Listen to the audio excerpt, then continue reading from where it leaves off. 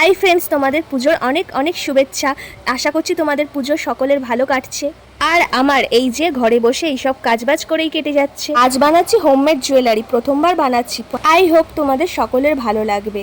এর আগে মোল্ডিট দিয়ে বানিয়েছিলাম কাঠগোলাপের একটা জুয়েলারি, সেটার ভিডিও নেওয়া হয়নি বলে তোমাদের সাথে শেয়ার করতে পারিনি, বাট আমি ফটো নিশ্চয়ই শেয়ার করবো তোমাদের সাথে। আর আমার ভিডিও দিতে এত লেট হচ্ছে কেন, তার একটা রিজন আছে, সেটা আমি তোমাদের সাথে নেক্সট ভিডিওতে একদিন শেয়ার করব।